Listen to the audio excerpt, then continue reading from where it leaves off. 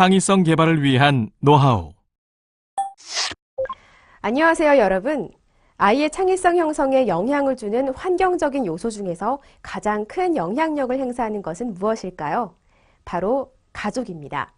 특히 부모는 가족 중에서 가장 큰 영향을 주는 존재로 부모의 양육 방식과 태도에 따라 아이의 창의성 발달의 정도가 달라지게 됩니다. 그러므로 아이의 일상적인 또는 돌발적인 행동에 대하여 부모는 어떠한 반응을 보여야 좋을지 항상 고민해야 합니다. 오늘 이 시간에는 다양한 사례와 간단한 테스트를 통하여 아이가 가지고 있는 창의성에 대해서 알아보고 이를 방해하는 주변의 방해 요소와 내 아이의 다른 점에 대해 살펴보겠습니다. 자, 그럼 지금부터 자녀의 두뇌 창고를 풍성하게 채워주기 위한 학습을 시작해 볼까요? 2. 사례를 통한 자녀의 창의성. 전 곧 중학교에 들어갈 아들이 있습니다. 그런데 좀처럼 공부에 흥미를 보이질 않아서 걱정이에요.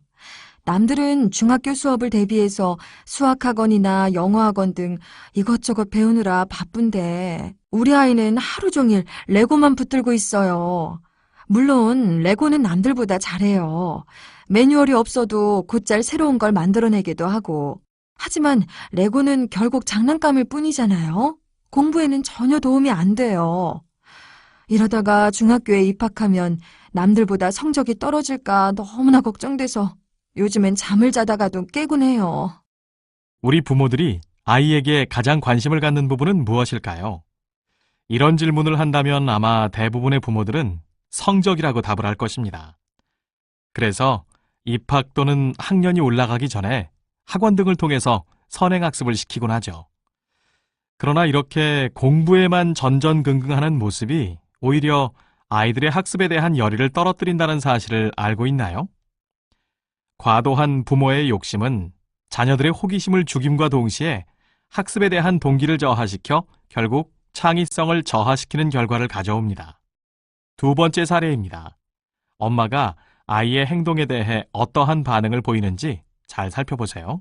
오늘은 동물 관찰 일기를 위해 영재를 데리고 동물원을 가기로 한 날입니다. 아침부터 서둘러 준비를 마치고 집을 나섰는데 그때 마침 영재의 눈에 들어온 것은 빵 부스러기를 운반하는 개미 2마리였습니다.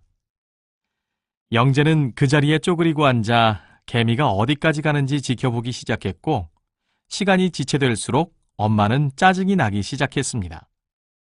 늑장을 부리면 부릴수록 동물원에서 동물들을 관찰할 시간이 줄어들기 때문이었습니다. 결국 화를 참지 못하고 재미있게 개미를 관찰하고 있는 영재에게 화를 내고 말았습니다. 너 자꾸 그러면 다시는 동물원 갈 생각도 하지 마. 어떻게 보셨나요?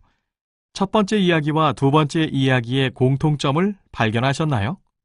이 두 이야기는 부모의 과도한 의욕과 욕심이 자녀들의 학습 동기, 창의성을 오히려 저하시키고 있다는 것을 보여줍니다. 스스로 공부하기보다는 남들처럼 학원에 가서 공부를 하는 것이 더 중요하고 호기심과 열정보다는 엄마의 목적이 더 중요한 것이죠. 이처럼 부모는 자신의 입장에서만 생각하고 있고 자녀의 생각은 전혀 고려하지 않을 때가 많습니다. 수단이 목표가 되고 정작 중요한 목표는 사라져버리게 된 것이죠.